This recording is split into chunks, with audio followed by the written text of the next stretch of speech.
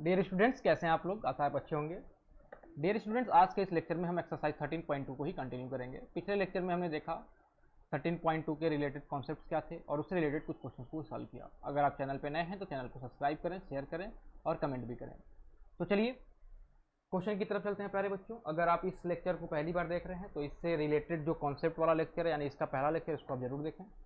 देखिए प्यारे बच्चों, यहाँ पे क्वेश्चन कहा गया है A and B are respectively the points on the sides PQ and PR of a triangle PQR such that PQ is equal to 12.5. तो firstly we have to draw a triangle PQR। हमें एक triangle बनाना होगा, तो आपने एक triangle बनाया यहाँ पे, ट्राइंगल PQR। ये ट्राइंगल बना लिया, ट्राइंगल, इसको आपने ले लिया P, ये हो गया Q and this one is R। अब यहाँ पे कहा गया है कि A कहाँ पे होगा? PQ पे, और B कहाँ पे होगा? PR पे। तो PQ आपका ये है, तो कहीं आपने यहाँ पे A ले लिया, और B कहाँ पे प्यारे बच्चों? ये PR पे, तो आपने यहाँ पे B ले लिया। ठीक है।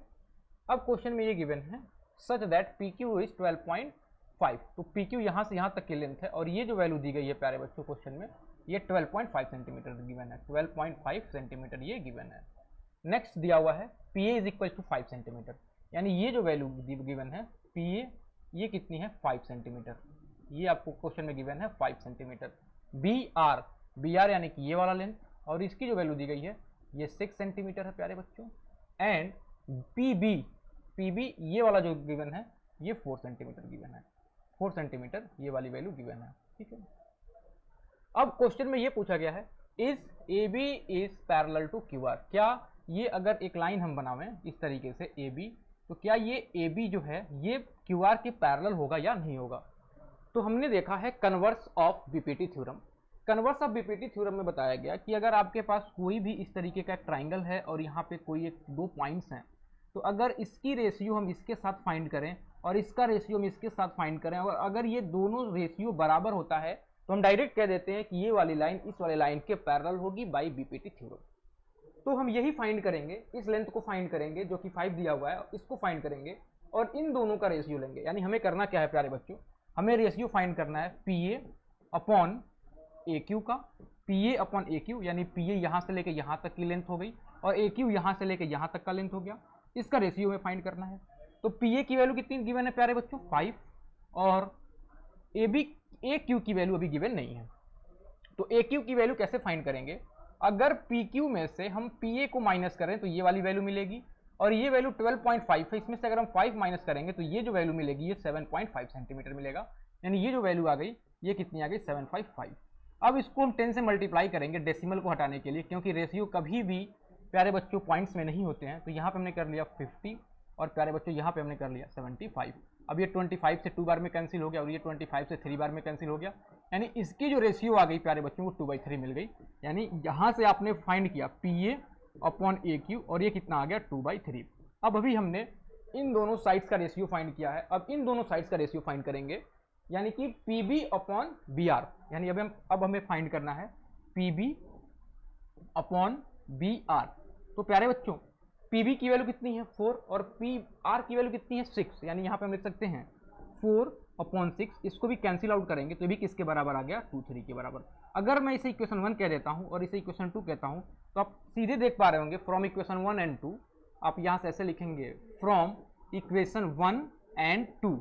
आपको ये मिल गया कि PA upon AQ is equal to PB upon BR, क्योंकि दोनों की वैल्यू 2/3 है। हम ये लिख सकते हैं PA upon AQ is equal to PB upon BR। अगर हम फिगर में देखें तो PA ये वाली लेंथ हो गई, और AB इसका रेशियो हमने फाइंड किया, और PB अपॉन BR इसका रेशियो फाइंड किया, और ये दोनों रेशियो आपस में इक्वल हैं। तो हम डायरेक्ट कह सकते हैं by converse of BPT theorem AB is parallel to QR। AB is parallel to QR। Reason क्या लिखेंगे? By converse of BPT theorem. यानी बीपीटी थ्योरम के कन्वर्स से इसको आप प्रूव कर सकते हैं। बीपीटी थ्योरम यही कहता था, कन्वर्स ऑफ बीपीटी थ्योरम ये कहता था कि अगर इन दोनों का रेशियो फाइंड करें और इन दोनों का रेशियो फाइंड करें, और अगर ये दोनों आपस में बराबर हैं, तो ये जो लाइन होगी वो इस थर्ड लाइन के पैरेलल हो जाएगी। तो इस तरीके से इसको हमने प्रूफ कर दिया। चलिए नेक्स्ट क्वेश्चन की तरफ चलते हैं प्यारे बच्चों। नेक्स्ट क्वेश्चन थोड़ा सा लॉजिकल क्वेश्चन है, इसको देखें। अब यहाँ पे कुछ इस तरीके का फिगर बनाया गया है। अगर फिगर को देखा जाए तो कुछ इस तरीके का फिगर है प्यारे बच्चों, ऐसा है, और यहाँ पे ये इसको इससे मिलाया गया है। फिर यहाँ पे एक पॉइंट ली गई है कुछ इस तरीके से, और यहाँ पे कुछ इस तरीके से लिया गया है, और फिर इसको इससे इस तरीके से मिलाया गया है। इस तरीके का फिगर है। यहाँ पे ये B और ये E और ये C और ये L और ये A और ये D। ठीक है प्यारे बच्चों, क्वेश्चन में गिवन है कि CD जो है वो LA के पैरेलल है। तो CD आपका ये है और ये किसके पैरेलल है, LA, यानी ये इसके पैरेलल है। और क्वेश्चन में DE AC के पैरेलल गिवन है, यानी ये जो लाइन है DE ये किसके पैरेलल है, AC के पैरेलल है। अब अगर इस फिगर को हम दो पार्ट में बनाना चाहें तो कैसे बनाएंगे, हम एक ऐसे बना सकते हैं कुछ इस तरीके से।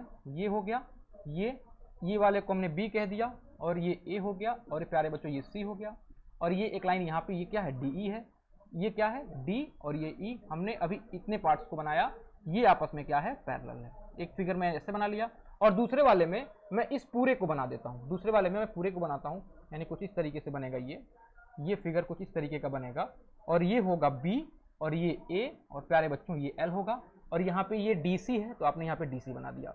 यानी इस फिगर को आपने दो पार्ट में ब्रेक कर दिया। ये प्यारे बच्चों इसके पैरेलल है। ठीक है, अब देखो क्वेश्चन में क्या गिवन है। क्वेश्चन में गिवन है कि BE की वैल्यू 4 सेंटीमीटर है। तो BE कहाँ पे है प्यारे बच्चों, BE यहाँ पे है, ये वैल्यू 4 सेंटीमीटर है। इस फिगर में देखेंगे तो BE ये है, इसकी वैल्यू कितनी है, 4 सेंटीमीटर गिवन है। अगला कह रहा है EC 2 सेंटीमीटर है, EC जो है वो 2 सेंटीमीटर है। तो EC कहाँ पे मिलेगा, ये वाला, ये कितना है प्यारे बच्चों, 2 सेंटीमीटर है। ये इस तरीके से हमने फाइंड किया, तो ये 2 सेंटीमीटर है। अब हमें फाइंड क्या करना है, find the length of CL। तो हमें CL की लेंथ फाइंड आउट करनी है प्यारे बच्चों, CL की हमें लेंथ फाइंड आउट करनी है, यानी CL ये वाली क्वेश्चन दी गई है, इसकी लेंथ हमें फाइंड आउट करनी है।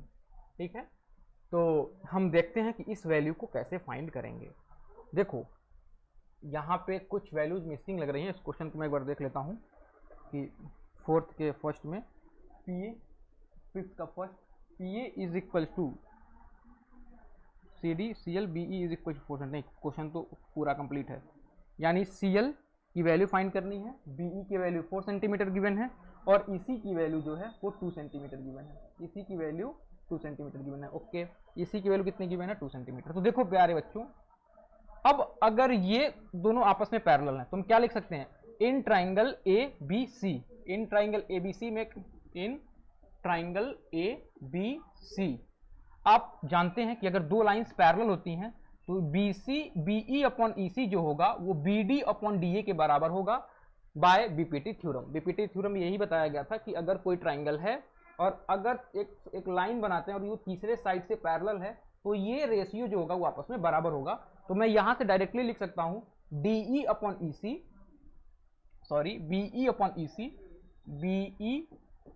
Upon EC is equal to BD upon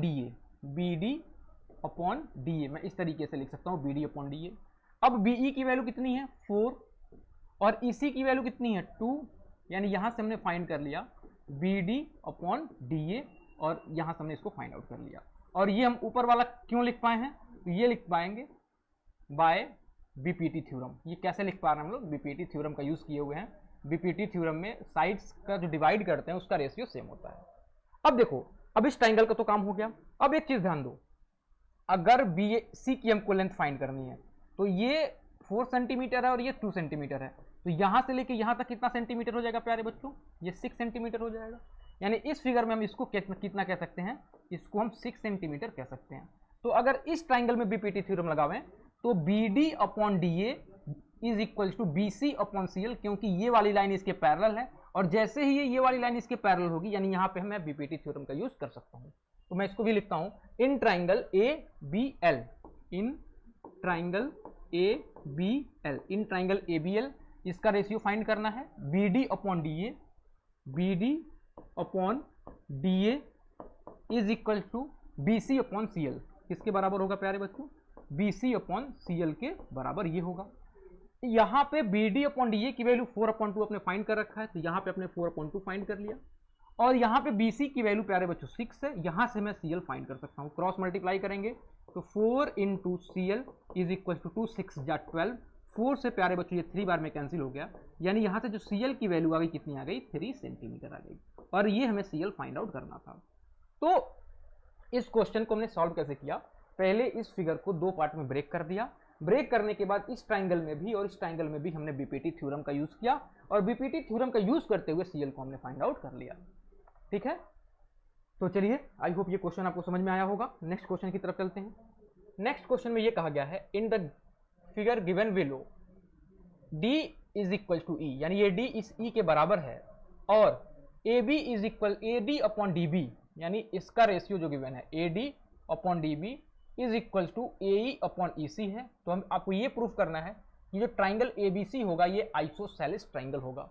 तो प्यारे बच्चों, आइसोसेलिस ट्राइंगल की क्या प्रॉपर्टी होती है? आइसोसेलिस ट्राइंगल की प्रॉपर्टी ये होती है कि इसके दो साइड्स आपस में बराबर होते हैं और दूसरे तरीके से भी हम डिफाइन कर सकते हैं कि किसी भी ट्राइंगल के अगर दो एंगल आपस में बराबर हो गए तो भी मैं इसे आइसोसेलिस ट्राइंगल कह देता हूं, क्योंकि हमें पता है angle opposite to equal sides are equal. तो अगर आप दो एंगल को भी बराबर प्रूफ कर देंगे तो ये दोनों साइड्स आपस में बराबर हो जाएंगे और फिर इसको मैं आइसोसेलिस ट्राइंगल कह सकता हूं। अब प्यारे बच्चों, अगर यहां पे देखा जाए तो ये क्वेश्चन बहुत ही सिंपल सा क्वेश्चन है। इस तरीके का फिगर बना हुआ है प्यारे बच्चों, इस तरीके का फिगर, ये ए है और इसको अगर मैं मिला दूं तो ये क्या है, ये डी है और ये ई है। वीडियो को पॉज करें, पॉज करने के बाद खुद से सॉल्व करने की कोशिश करें, अगर नहीं हो तो फिर सॉल्यूशन को देखें। अब देखो ये इसके बराबर गिवन है, यानी ये वाला एंगल इसके बराबर गिवन है। अब देखो अगर इसकी रेशियो दी गई है AD अपॉन DB, गिवन क्या है प्यारे बच्चों, गिवन है AD upon DB, AD upon DB is equals to AE upon EC, ये गिवन है। यानी इसका रेशियो इसके साथ और इसका रेशियो इसके साथ इक्वल है, तो ये वाली जो लाइन होती है इसके पैरेलल हो जाती है by converse of BPT theorem. तो मैं यहां से डायरेक्ट लिख सकता हूं that implies DE is parallel to BC, reason लिख सकते हैं by converse of BPT theorem, BPT theorem के कन्वर्स से। अब अगर ये पैरेलल हो गया तो ये एंगल किसके बराबर हो जाएगा, इसके बराबर, और ये एंगल किसके बराबर हो जाएगा, इसके बराबर। यानी आप इस वाले ट्राइंगल में आपने क्या शो कर दिया कि ये जो एंगल है वो किसके बराबर हो गया, इस एंगल के बराबर हो गया। ठीक है, और जैसे ही ये दोनों एंगल आपस में बराबर हो गए तो इसके अपोजिट साइड्स भी क्या होंगे, बराबर होंगे, क्योंकि हमें पता है किसी भी ट्राइंगल में अगर दो एंगल्स बराबर हैं तो उनके सामने वाले साइड्स भी बराबर होते हैं। तो इसको हम कैसे लिखेंगे, यहां से लिख सकते हैं हम directly angle ABC is equal to angle ADE, ABC जो है वो ADE के बराबर है कॉरेस्पॉन्डिंग एंगल से, कॉरेस्पॉन्डिंग एंगल, रीजन आपको जरूर लिखना है। अगला लिख सकते हैं ACB is equal to AED और इसका भी रीजन क्या होगा, कॉरेस्पॉन्डिंग एंगल। और क्वेश्चन में क्या गिवन है, ये दोनों आपस में गिवन है इक्वल, तो क्वेश्चन में गिवन है angle ADE is equal to angle AED, ये प्यारे बच्चों आपको क्वेश्चन में गिवन है। अब अगर हम देखें तो इन तीनों इक्वेशन से मैं डायरेक्टली लिख सकता हूं कि जो ABC होगा वो ACB के बराबर होगा, क्योंकि ये इसके बराबर हो गया, ये इसके बराबर हो गया और ये दोनों आपस में बराबर हैं तो ये दोनों भी आपस में इक्वल होंगे। तो आप डायरेक्टली लिख सकते हैं angle B is equal to angle C, और जैसे ये लिखा तो यहां से आप अप्लाई कर सकते हैं एंगल B के सामने कौन सा साइड है, AC, और एंगल C के सामने कौन सा साइड है, AB, यानी ये हो जाएगा AB के बराबर। यहां पे लिखेंगे reason sides opposite to equal sides are equal, sides opposite to equal angles are equal, equal angles are equal, यानी किसी भी ट्राइंगल में दो इक्वल एंगल्स के सामने के जो साइड्स होते हैं वो भी आपस में इक्वल होते हैं। यानी ये आपको बता दिया, ये प्रूफ कर दिया कि ABC जो होगा इज आइसोसेलिस ट्राइंगल, ABC जो हो जाएगा वो क्या हो जाएगा, आइसोसेलिस ट्राइंगल हो जाएगा। तो चलिए आई होप ये भी आपको समझ में आया होगा। नेक्स्ट क्वेश्चन यहाँ पे ये कहा गया है, ये भी बहुत ही शानदार क्वेश्चन गिवन है कि in the joining figure ABC are the points on OP, OQ and OR, यानी एक A और एक B और एक C है, और यहाँ पे अगर इस फिगर को डिटेल में बनाया जाए तो कुछ फिगर इस तरीके का बना हुआ है, ये प्यारे बच्चों हो गया, और यहाँ पे प्यारे बच्चों यहाँ पे एक सेंटर लिया हुआ है, मान लेते हैं ऐसा, ऐसा और एक ऐसा। यहाँ पे एक पॉइंट दिया गया है A, यहाँ पे एक पॉइंट दिया गया है B और ये पॉइंट दिया गया है C, A और B और ये C, इस तरीके का दिया गया है। और ये जो गिवन है P, Q and R, P, Q and R, and this point is A and this is B and this is C. So in this question it is given that AB is parallel to PQ, that means A B जो है ये किसके parallel है, P Q के parallel है। तो अगर इस ट्राइंगल को मैं देखूं, अगर इस ट्राइंगल को देखूं इस तरीके से, इस ट्राइंगल को अगर मैं इस तरीके से देखता हूं इस तरीके से, तो ये इसके पैरेलल है। और जैसे ही पैरेलल है यानी कि मैं यहाँ पे बीपीटी थ्योरम का यूज कर सकता हूँ।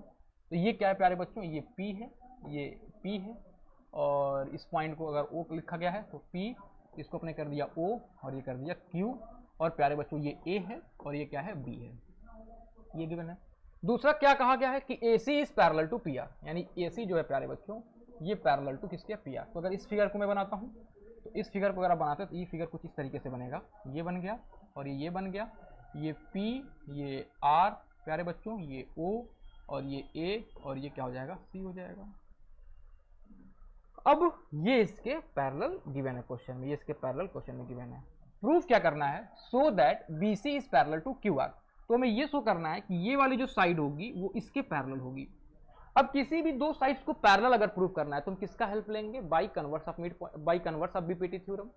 कन्वर्स ऑफ बीपीटी थ्योरम हम अप्लाई कब करेंगे, जब OB का रेशियो BQ के साइड फाइंड करें और OC का रेशियो CR के साथ फाइंड करें, और अगर ये रेशियो दोनों आपस में बराबर हो गया तो मैं डायरेक्टली कह सकता हूं by converse of BPT theorem BC is parallel to QR।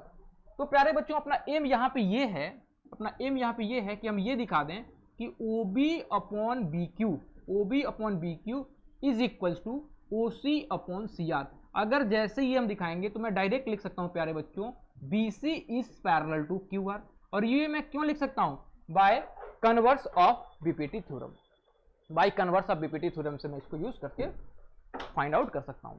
अब ध्यान देना बच्चे, अगर यहाँ पे ये वैल्यू दी गई है, यहाँ पे ये वैल्यू दी गई है, तो इस ट्राइंगल ये जो गिवन है इसकी हेल्प से हम ये प्रूफ करने की कोशिश करेंगे। तो ये क्या लिख सकते हैं, in triangle OPQ, in triangle OPQ AB किसके पैरेलल है, PQ के पैरेलल है, AB is parallel to PQ। तो मैं यहां से डायरेक्टली लिख सकता हूं OA upon AP, OA upon AP is equal to OB upon BQ, ये इक्वेशन 1। और ये मैं लिख सकता हूं बाई बीपीटी थ्योरम। ये कहां से मैंने लिखा है, by BPT theorem. BPT theorem तो प्यारे बच्चों यही कहता था कि अगर ये पैरेलल है तो इसका रेशियो इसके रेशियो के बराबर होगा, वो मैं लिख दिया। अब यही चीज मैं इस ट्राइंगल में भी लगा लेता हूं प्यारे बच्चों, इन ट्राइंगल OPR में अगर लगाता हूं तो ये इसके पैरेलल है, तो यहां से मैं लिख सकता हूं OA अपॉन AP, यानी OA upon AP is equal to OC upon CR। और प्यारे बच्चों ये इक्वेशन नंबर 2, और इसका भी रीजन हम क्या लिख सकते हैं, बाई बीपीटी थ्योरम। ये भी बीपीटी थ्योरम से ही लिखे हैं, क्योंकि अगर ये दोनों आपस में पैरेलल हैं तो इनके ये साइड्स जो डिवाइड कर रहा है ये लाइन, उसका रेशियो आपस में बराबर होता है। अब अगर इन दोनों इक्वेशन को देखा जाए तो यहां से हमें ये लिखना था OB अपॉन BQ, तो OB अपॉन BQ प्यारे बच्चों यहां पे लिखा गया है, और इस वाले में OC अपॉन CR यहां पे लिखा है, और इनका जो LHS है वो क्या है, आपस में बराबर है, यानी ये इसके बराबर और ये इसके बराबर। तो ये जो होगा ये भी आपस में क्या होंगे प्यारे बच्चों, आपस में बराबर होंगे। देखो अगर जैसे ऐसा लिखा है x is equal to y, y is equal to z, तो मैं डायरेक्टली लिख सकता हूं कि x is equal to z। ये मैं कुछ काम कर रहा हूं, ये चीज इसके बराबर है, सेम चीज इसके बराबर है, तो ये भी जो आपस में होंगे आपस में क्या होंगे, बराबर ही होंगे। तो मैं इसको लिख सकता हूं प्यारे बच्चों, देखो मैं डायरेक्टली इसको क्या लिख सकता हूं, from equation 1 and 2, from equation 1 and 2 आप डायरेक्टली लिख सकते हैं OB upon BQ is equal to OC upon CR। और हमें यही प्रूफ करना था। आपने क्या प्रूफ कर दिया कि OB upon BQ is equal to OC upon CR। तो आप यहां से डायरेक्टली लिख सकते हैं प्यारे बच्चों BC is parallel to QR। और ये कैसे लिखेंगे, by converse of BPT theorem, by converse of BPT theorem, by converse of BPT theorem. आप इजिली इसको आपने प्रूफ कर दिया कि BC जो है वो QR के पैरेलल है। तो आई होप ये वाला भी क्वेश्चन आपको बहुत इजिली समझ में आया होगा। तो आपने ये नोटिस किया कि पिछले क्वेश्चन में भी हमने इस फिगर को दो पार्ट में ब्रेक कर दिया, इस फिगर को दो पार्ट में ब्रेक कर दिया, और इसके पिछले क्वेश्चन में भी इस फिगर को हमने दो पार्ट में ब्रेक किया हुआ है। तो अगर आप फिगर को ब्रेक करके सॉल्व करते हैं तो क्वेश्चन जो होगा प्यारे बच्चों थोड़ा सा सिंपल हो जाएगा। अब ये जो क्वेश्चन है प्यारे बच्चों, ये बेहतरीन क्वेश्चन है, ये क्वेश्चन एग्जाम में आ सकता है। देखिए क्वेश्चन में कहा क्या गया है, ABCD is a trapezium, ABCD is a trapezium which AB is parallel to DC। तो इसका फिगर कैसे बनाएंगे, ट्रेपीजियम जो दो साइड्स पैरेलल होते हैं, तो ये आपने एक ट्रेपीजियम बना लिया जिसमें ये ए हो गया, ये बी हो गया, और ये सी हो गया, और ये डी हो गया। इसमें कहा गया है कि ए बी डी सी के पैरेलल होगा, यानी ये इसके पैरेलल गिवन है। कह रहा है it's diagonal intersect each other at O, इसके डायगोनल ओ पे इंटरसेक्ट करते हैं, तो इसका डायगोनल क्या होगा, एक डायगोनल इसका ये हो गया, दूसरा डायगोनल इसका ये हो गया, और ये कहां पे इंटरसेक्ट कर रहे हैं प्यारे बच्चों, ओ पे इंटरसेक्ट कर रहे हैं, ओ पे इंटरसेक्ट कर रहे हैं। तो using basic proportionality theorem prove that AO upon OB, AO यानी ये वाली बात की जा रही है, AO upon BO, AO upon BO यानी इसका रेशियो जो होगा वो CO अपॉन DO इसके रेशियो के बराबर होगा, ये हमें प्रूफ करना है। कंडीशन यहां पे ये लगाया गया है using basic proportionality theorem, using basic proportionality theorem. तो देखो प्यारे, अगर इसको ये कंडीशन नहीं गिवन होता तो मैं इस क्वेश्चन को बहुत सिंपल तरीके से सॉल्व कर सकता था। मैं क्या करता, एक ट्राइंगल AOD ले लेता और एक ट्राइंगल BOC ले लेता और इन दोनों को मैं सिमिलर प्रूफ कर देता। सिमिलर प्रूफ करने के लिए आपको दो एंगल बराबर दिखाना होता है, तो आप डायरेक्टली इसमें किसी भी दो एंगल को आप बराबर दिखा देते। एक तो आपको ये वर्टिकली अपोजिट एंगल से ये एंगल बराबर हो जाता, और इन साइड्स का रेशियो या फिर कोई और एक एंगल अगर हमें मिल जाए तो इन दोनों को आप सिंपल तरीके से ये प्रूफ कर सकते थे कि ये सिमिलर हो गया। और जैसे ही सिमिलर होता तो साइड्स की रेशियो बराबर होती हैं, उसकी हेल्प से आप ये आसानी से प्रूफ कर सकते थे। लेकिन क्वेश्चन में कहा गया है कि आपको बेसिक प्रोपोर्शनलिटी थ्योरम का यूज करना है। तो बेसिक प्रोपोर्शनलिटी थ्योरम का यूज करना है तो इसके लिए आपको क्या करें, एक कंस्ट्रक्शन करें, एक लाइन बनावें ऐसे इस टाइप का कुछ जो AB और DC के पैरेलल होगा। तो यहाँ पे हम कंस्ट्रक्शन क्या कर रहे हैं, जो भी आप कंस्ट्रक्शन करते हैं प्यारे बच्चों, इससे आपको लिखना होता है। तो यहाँ पे हमने कंस्ट्रक्शन किया है, कंस्ट्रक्शन कि इसको मैं M कह देता हूँ और इसको M कह देता हूँ। Draw a line MN parallel to AB and DC। क्या है, draw a line parallel to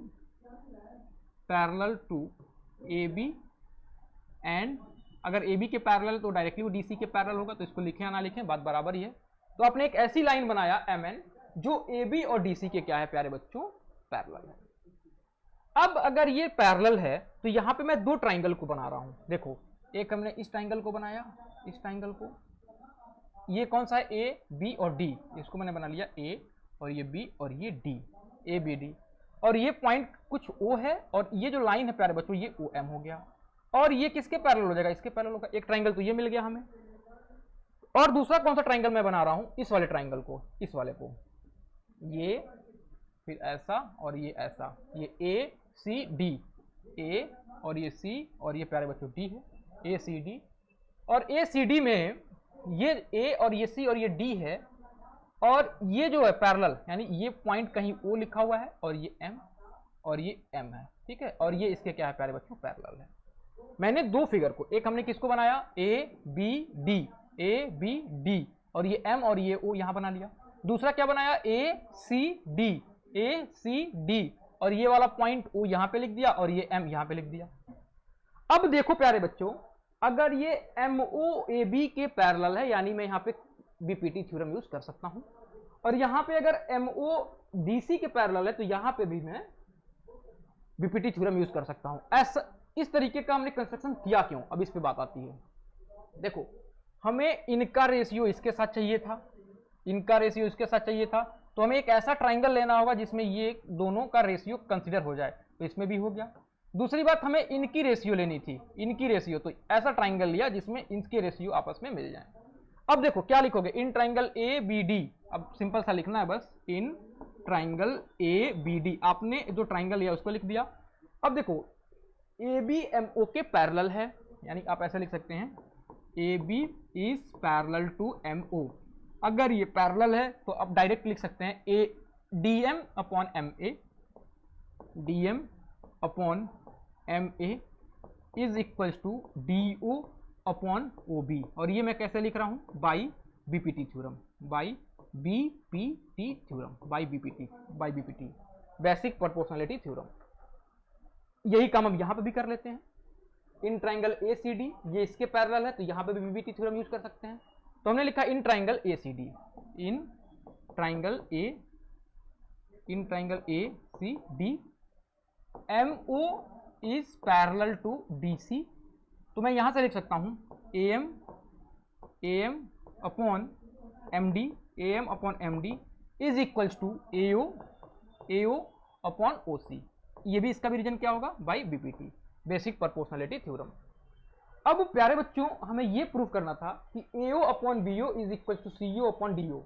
तो देखो AO अपॉन CO यहां पे है और AO DO अपॉन OB यहां पे है, और ये DM और MD यहां से हम अगर हम फाइंड करना चाहें तो इसको हम क्या लिख सकते हैं, इसको मैं उल्टा करके भी लिख सकता हूं क्योंकि यहाँ पे DM है और नीचे के साइड में M में है। तो यहाँ मैं इसको उल्टा कर दूं, क्योंकि कोई भी इक्वेशन दिया तो उसको आप उल्टा कर सकते हैं, रेसिप्रोकल कर सकते हैं। तो इसको मैं अगर उल्टा कर दूं तो क्या लिख सकता हूं, MD upon AM, MD upon AM is equal to OC upon, इसको भी उल्टा कर देते हैं तो OA। अगर एक लाइन इस तरीके का लिखा हुआ है AB है तो इसको मैं AB भी लिख सकता हूं और फिर BA भी लिख सकता हूं। AB लिखें या फिर AB लिखें, दोनों बराबर है, तो इसको हमने OA कर दिया। पहले क्या किया, रेसिप्रोकल किया, तो ये वाला नीचे आ गया, ये ऊपर, और इसको ऊपर और नीचे, लेकिन OC को हमने OC रहने दिया, AO को हमने OA रख दिया। अब देखो ये D है, ये क्या है प्यारे बच्चों, ये D है, इसको सही से बना लो, ये D है, ठीक है। अब ये वाली क्वांटिटी और ये वाली क्वांटिटी आपस में क्या है, बराबर है। ये वाली क्वांटिटी और ये वाली क्वांटिटी आपस में बराबर है, और अगर ये दोनों क्वांटिटी आपस में बराबर है तो इनका LHS अगर बराबर है तो RHS भी क्या होता है, बराबर होता है।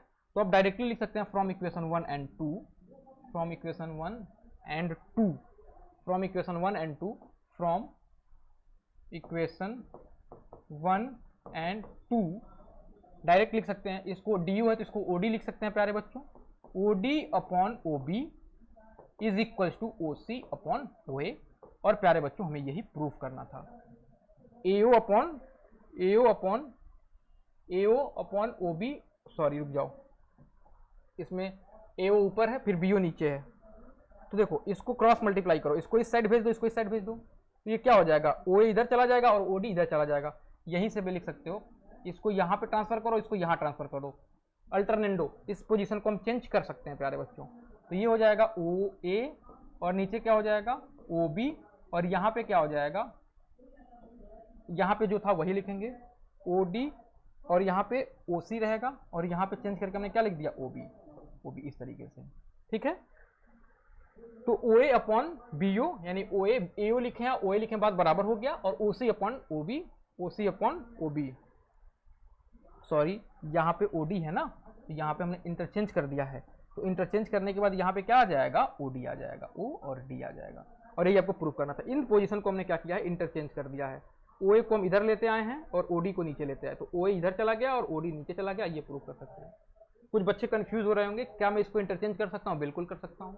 सपोज करो ऐसा लिखा हुआ है ना, यहाँ पे मैं इसका एक्सप्लेनेशन थोड़ा बता देता हूँ, यहाँ पे मैं इसका एक्सप्लेनेशन कि ऐसा हम कर सकते हैं नहीं कर सकते हैं। देखो किया क्या है, इस तरीके का मिला था, ये वाला चीज़ मिला है, इसको हम लिख सकते हैं OD अपॉन OB, और इसको हम क्या लिख सकते हैं OC upon OA, cross multiply कर सकते हैं, तो इसको हम लिख सकते हैं OD क्रॉस OA, और इसको लिख सकते हैं OC इंटू OB लिख सकते हैं। अब हमें OA को रखना है तो OA यहीं पे रख दो और OB को इधर लेते आओ, तो ये OA और ये OB इधर चला आया OB, और यहाँ पे क्या लिखा है OD, और यहाँ पे क्या बचेगा OC बचेगा, फिर OD को इधर लेते आओ, तो ये क्या हो गया OA अपॉन OB और ये OC अपॉन OD। यानी इस चीज़ को सॉल्व करके अगर लिखना चाहें तो इस तरीके से लिख सकते हैं, ठीक है। जो मल्टीप्लाई में होता है दूसरे साइड में जाता है तो डिवाइड होता है, और जो डिवाइड में होता है वो दूसरे साइड में जाता है तो मल्टीप्लाई। जैसे यहाँ पे OB क्या है, डिवाइड में है, तो दूसरे साइड अगर हम भेजना चाहेंगे तो वो मल्टीप्लाई होगा, ठीक है। इस रूल का यूज करते हुए इसको हम लोगों ने प्रूफ किया। चलिए नेक्स्ट क्वेश्चन की तरफ चलते हैं। नेक्स्ट क्वेश्चन हमने एक थ्योरम बताया था कि अगर कोई भी एक ट्राइंगल है, और अगर इसका एंगल बाइसेक्टर मैं बनाता हूँ, ये एंगल बाइसेक्टर है, तो एंगल बाइसेक्टर अगर इसको मैं A कह देता हूँ, इसको B कहता हूँ, इसको C और इसको M, तो एंगल बाइसेक्टर क्या करता है, इसको इस साइड्स के रेशियो में डिवाइड करता है। यानी AB अपॉन AC जो होगा, AB अपॉन AC वो BM अपॉन MC के बराबर होता है। ये हमने प्रीवियस लेक्चर में एक्सप्लेन किया हुआ था कि ये जो एंगल बाइसेक्टर जो होता है वो इन अपोजिट साइड्स को इनके साइड्स के रेशियो में डिवाइड करता है। इसी का यूज करते हुए अब यहाँ पे BC को हम फाइंड आउट कर सकते हैं, BC की वैल्यू हम फाइंड आउट कर लेंगे। तो ये क्वेश्चन आप खुद से सॉल्व करने की कोशिश करिएगा। सिंपली आप इस कंडीशन को लिखिएगा AB, तो यहाँ से क्या लिख सकते हैं, यहाँ से लिख सकते हैं AB upon AC, AB upon AC, और यहाँ से क्या लिख सकते हैं ए बी अपॉन ए सी, तो यहाँ पे क्या होगा B D upon D C. अब वैल्यूज आपको गिवन है, ए बी की वैल्यू गिवन है, ए सी की वैल्यू भी गिवन है और बी डी की वैल्यू भी गिवन है। यहाँ से आप डी सी फाइंड करिएगा, डी सी मिल जाएगा, बी डी में ऐड कर देंगे तो आपको बी सी मिल जाएगा और ये क्वेश्चन आप इजीली सॉल्व आउट कर लेंगे। तो प्यारे बच्चों आज के लिए इतना ही, अगले लेक्चर में हम नए चैप्टर को स्टार्ट करेंगे। आज के लिए इतना ही प्यारे बच्चों। अगर आप चैनल पे नए हैं तो चैनल को सब्सक्राइब करें, अगर आप अपने फ्रेंड्स में इसको शेयर करते हैं जिससे हमें मोटिवेशन मिलती है। आज के लिए इतना ही, धन्यवाद।